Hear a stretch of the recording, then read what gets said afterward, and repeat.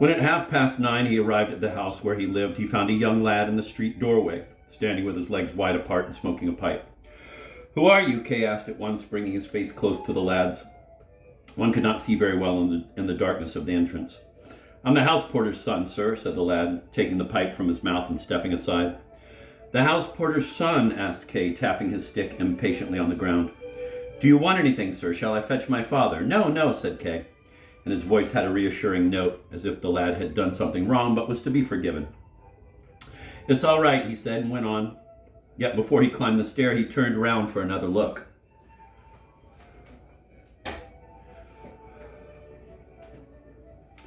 He had intended to go straight to his room, but as he wanted to speak to Frau Grubach, he stopped instead to knock at her door. She was sitting darning at a table on which lay a heap of old stockings. Kay excused himself awkwardly for knocking so late, but Frau Grubach was most cordial and would hear of no apology. She was always glad to have a talk with him. He knew very well that he was her best and most valued boarder. Kay looked around the room. It had reverted completely to its old state. The breakfast dishes which had stood that morning on the table by the window had apparently been cleared away. Women's hands are quietly effective, he thought. He himself might have smashed the dishes on the spot, but he certainly could never have quietly carried them away. He gazed at Frau Grubach with a certain gratitude. "Why are you still working at this late hour?" he asked. They were both sitting at the table now, and from time to time Kay buried one hand in the pile of stockings. "There's a lot to do," she said. "During the day my time belongs to my boarders. For keeping my own things in order I have only the evenings. I'm afraid I've been responsible for giving you extra work today." "How is that?" she asked, becoming more intent, the work resting in her lap. "I mean the men who were here this morning." "Oh, that," she said, resuming her composure. "That didn't give me much to do." Kay looked on in silence while she took up her darning again. "She seems surprised that I mentioned it," he thought. "She seems to think it not quite right that I should mention it. All the more need for me to do so. I couldn't mention it to anyone but this old woman." "It must certainly have made more work," he said at last, "but it won't happen again." "No, that can't happen again," she said reassuringly, with an almost sorrowful smile. "Do you really mean it?" asked Kay. "Yes," she said softly. "And above all, you mustn't take it too much to heart. Lots of things happen in this world. As you've spoken so frankly to me, Herr Kay, I may as well admit to you that I listened for a little behind the door and that the two warders told me a few things too. It's a matter of your happiness, and I really have that at heart. More perhaps than I should, for I am only your landlady." "Well, then I heard a few things, but I can't say that they were particularly bad." "No. You are under arrest, certainly, but not as a thief is under arrest. If one's arrested as a thief, that's a bad business. But as for this arrest, it gives me the feeling of something very learned. Forgive me if what I say is stupid. It gives me the feeling of something learned which I don't understand, but which there's no need to understand." "What you've just said is by no means stupid, Frau Grubach. At least I'm partly of the same opinion, except that I judge the whole thing still more severely. There's nothing learned about it. It's completely null and void. I was taken by surprise, that was all. If immediately on wakening I had got up without troubling my head about Anna's absence and had come to see you without regarding anyone who tried to bar my way, I could have breakfasted in the kitchen for a change and could have got you to bring me my clothes from my room. In short, if I had behaved sensibly, nothing further would have happened. All this would have been nipped in the bud. But one is so unprepared. In the bank, for instance, I am always prepared. Nothing of that kind could possibly happen to me there. I have my own attendant, the general telephone and the office telephone stand before me on my desk. People keep coming in to see me, clients and clerks, and above all, my mind is always on my work and so kept on the alert. It would be an actual pleasure to me if a situation like that cropped up in the bank. Well, it's past history now, and I didn't really intend to speak about it again, only I wanted to hear your judgment, the judgment of a sensible woman. And I'm very glad we are in agreement. But now you must give me your hand on it. An agreement such as this must be confirmed with a handshake. Will she take my hand? The inspector wouldn't do it, he thought, gazing at the woman with a different, a critical eye. She stood up because he had stood up. She was a little embarrassed, for she had not understood all that he had said.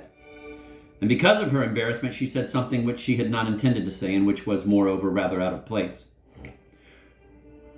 "Don't take it so much to heart, Herr Kay," she said with tears in her voice, forgetting naturally to shake his hand. "I had no idea that I was taking it to heart," said Kay, suddenly tired and seeing how little it mattered whether she agreed with him or not.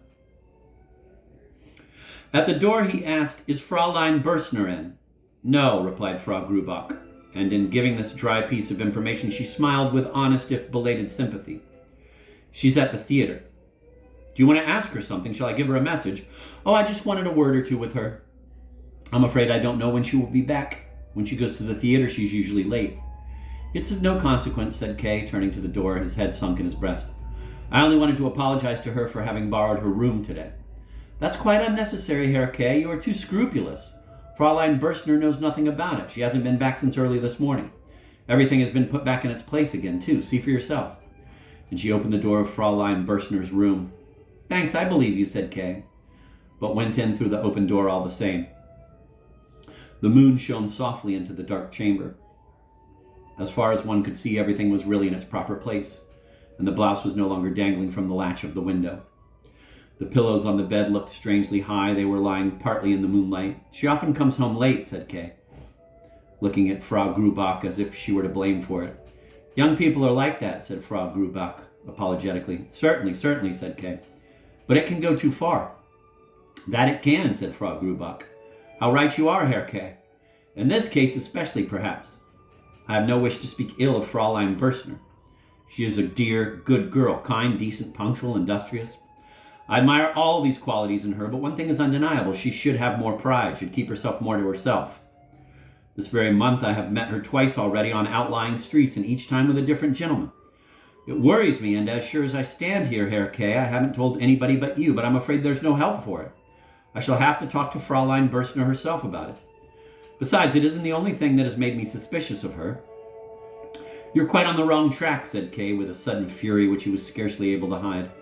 And you have obviously misunderstood my remark about Fräulein Berstner. It wasn't meant in that way.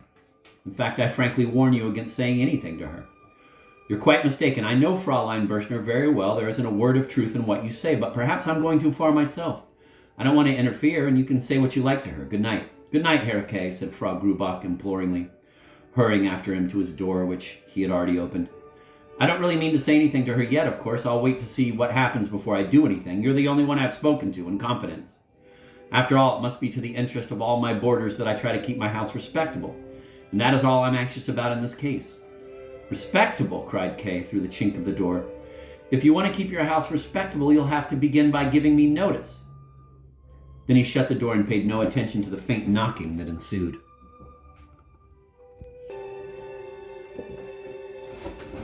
On the other hand, as he felt no desire to sleep, he resolved to stay awake and take the opportunity of noting at what hour Fräulein Berstner returned.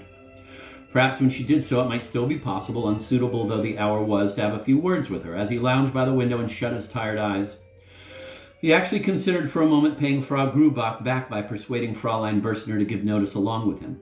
Yet he saw at once that this was an excessive reaction, and he began to suspect himself of wishing to change his lodgings because of that morning's events. Nothing could be more senseless, not to say pointless and contemptible.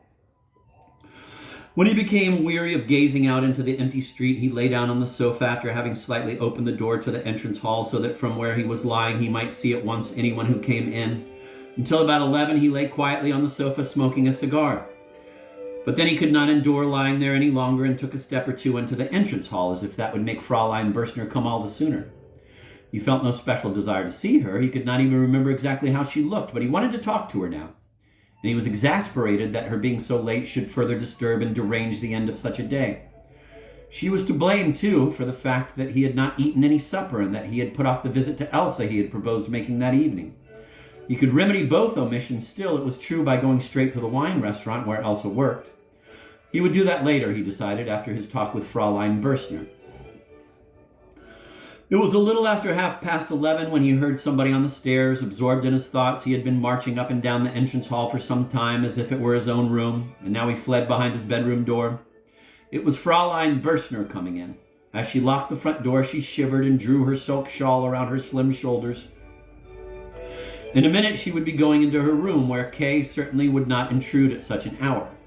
He would therefore have to speak to her now, but unfortunately he had forgotten to switch on the light in his room, so that if he were to emerge from the darkness, it would look as if he were waylaying her, and at least must be somewhat alarming.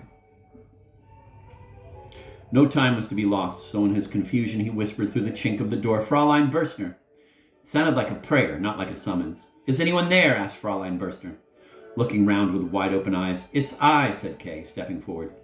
"Oh, Herr Kay," said Fräulein Berstner, smiling. "Good evening." She held out her hand to him. "I should like to have a word or two with you. Will you allow me to do so now?" "Now?" asked Fräulein Berstner. "Must it be now? A little unusual, isn't it? I've been waiting for you ever since 9. Well, I was at the theater, you know. I had no idea you were waiting. What I want to talk to you about didn't happen till today." "Oh, well, I have no serious objection, except that I'm so tired I can scarcely stand on my feet, so come for a few minutes to my room. We can't possibly talk here. We should waken everybody. I should dislike that for our own sakes even more than for theirs. Wait here till I've turned on the light in my room, and then you can switch off the light here." Kay did so, but waited until Fräulein Berstner from her room again invited him, in a whisper, to come in. "Take a seat," she said, pointing to the sofa. She herself stood leaning against the foot of the bed in spite of her confessed weariness. She did not even take off her small but lavishly flower-bedecked hat. "Well, what is it? I am really curious." She crossed her ankles. "Perhaps you will say," began Kay, "that there was no urgent need to speak about it now, but—" "I never listened to preambles," said Fräulein Berstner. "That makes it easier for me," said Kay. "This morning your room was thrown into some slight confusion, and the fault was mine in a certain sense. It was done by strange people against my will, and yet, as I've said the fault was mine, I want to beg your pardon for this." "My room?" asked Fräulein Berstner. She cast a critical eye round the room instead of looking at him. "That is so," said Kay. And now they gazed into each other's eyes for the first time. "The actual manner in which it happened isn't worth mentioning, but surely that is the really interesting part," said Fräulein Berstner. "No," said Kay. "Well," said Fräulein Berstner, "I don't want to pry into secrets. If you insist that it is uninteresting, I shall not argue the point. You have begged my pardon. I herewith freely grant it, particularly as I can find no trace of disturbance." With her open palms pressed to her hips, she made a tour of the room. Beside the mat where the photographs were stuck, she stopped. "Look here," she cried. "My photographs are all mixed up. That is really odious. So someone has actually been in my room, who had no right to come in." Kay nodded and silently cursed the clerk Kaminer, who could never control his stupid, meaningless fidgeting. "It is curious," said Fräulein Berstner, "that I should be compelled now to forbid you to do something which you ought to forbid yourself to do. That is to enter my room in my absence." "But I have explained to you, Fräulein," said Kay, going over to the photographs, "that it was not I who interfered with these photographs. Still, as you won't believe me, I have to confess that the court of inquiry brought these 3 bank clerks here, one of whom, and I shall have him dismissed at the first opportunity, must have meddled with your photographs." In answer to the Fräulein's inquiring look, he added, "Yes, there was a court of inquiry here today." "On your account?" asked the Fräulein. "Yes," replied Kay. "No," cried the girl, laughing. "Yes, it was," said Kay. "Why do you think I must be innocent?" "Well, innocent," said Fräulein Berstner. "I don't want to commit myself at a moment's notice to a verdict with so many possible implications. Besides, I don't really know you. All the same, it must be a serious crime that would bring a court of inquiry down on a man. Yet, as you are still at large, at least I gather from the look of you that you haven't just escaped from prison. You couldn't really have committed a serious crime." "Yes," said Kay, "but the court of inquiry might have discovered, not that I was innocent, but that I was not so guilty as they had assumed." "Certainly that is possible," said Fräulein Berstner, very much on the alert. "You see," said Kay, "you haven't much experience in legal matters." "No, I haven't," said Fräulein Berstner. "And I have often regretted it, for I would like to know everything there is to know, and law courts interest me particularly. The court of law has a curious attraction, hasn't it? But I'll soon remedy my ignorance in that respect, for next month I am joining the clerical staff of a lawyer's office." "That's excellent," said Kay. "Then you'll be able to help me a little with my case." "That may well be," said Fräulein Berstner. "Why not? I like to make good use of my knowledge." "But I mean it seriously," said Kay, "or at least half seriously, as you yourself mean it. The case is too trifling to need a lawyer, but I could do very well with an advisor." "Yes, but if I am to be an advisor, I must know what it's all about," said Fräulein Berstner. "That's just the trouble," said Kay. "I don't know that myself." "Then you've simply been making fun of me," said Fräulein Berstner, extravagantly disappointed. "It was surely unnecessary to choose this late hour for doing so." And she walked away from the photographs, where they had been standing together for a long time. But Fraulein, said Kay, I'm not making fun of you. Why won't you believe me? I have already told you all I know. In fact, more than I know. For it was not a real court of inquiry.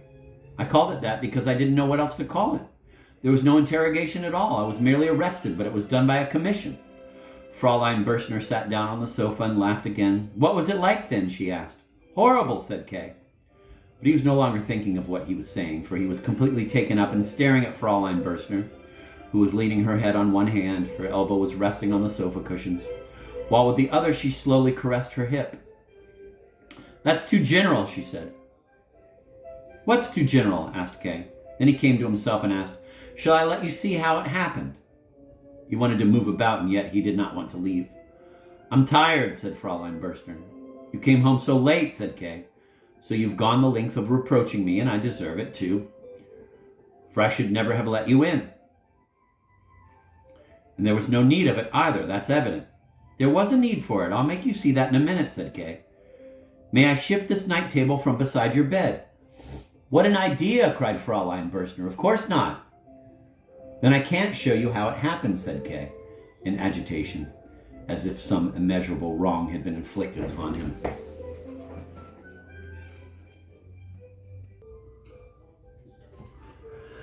Oh, if you need it for your performance, shift the table by all means, said Fraulein Berschner, and after a pause added in a smaller voice, I'm so tired that I'm letting you take too many liberties. Kay stationed the table in the middle of the room and sat down behind it.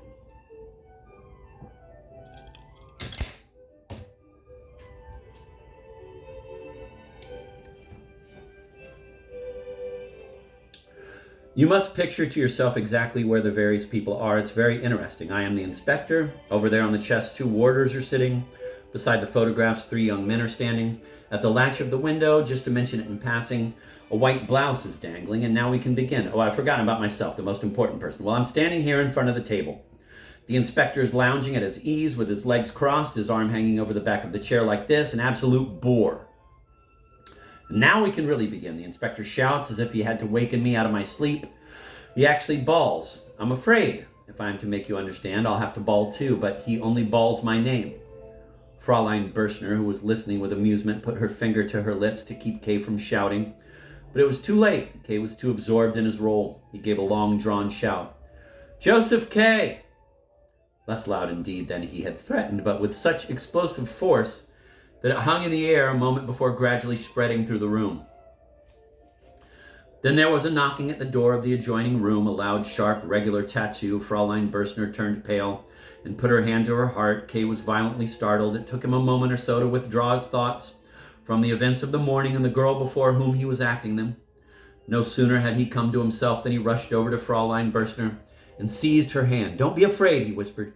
I'll put everything right. But who can it be? There's only the living room next door. Nobody sleeps there. No, Fraulein Berschner whispered in his ear. Since yesterday, a nephew of Frau Grubach has been sleeping there, a captain. There was no other room he could have. I forgot all about it. Why did you have to shout like that? I'm all upset. There's no need for that, said Kay. And as she sank back on the cushions, he kissed her on the brow. Away with you, she said, hastily sitting up again. Do go away, do go now. What are you thinking about? He's listening at the door. He hears everything. How you torment me. I won't go, said Kay, until you are a little calmer. Come to the far corner of the room. He can't hear us there. She let herself be led there. You forget, he said, that though this may mean unpleasantness for you, it is not at all serious. You know how Frau Grubach, who has the decisive voice in this matter, particularly as the captain is her nephew, you know how she almost venerates me and believes absolutely everything I say. She is also dependent on me, I may say, for she borrowed a fair sum of money from me. I shall confirm any explanation of our being together here that you like to invent, if it is in the least practicable. And I pledge myself to make Frau Grubach not only publicly accept it, but also really and honestly believe it. You needn't consider me at all. If you want to have it announced that I assaulted you, then Frau Grubach will be informed accordingly, and she will believe it without losing her confidence in me. She's so devoted to me. Fraulein Berschner, silent and somewhat limp, stared at the floor. Why shouldn't Frau Grubach believe that I assaulted you? Kay added. He was gazing at her hair. It was reddish hair, parted in the middle and fastened with a bun at the back, and very neatly dressed. He expected her to look up at him, but she said without changing her posture, Forgive me. I was terrified at the sudden knocking rather than at any consequence of the captain's being there. It was so still after you shouted, and then there came these knocks.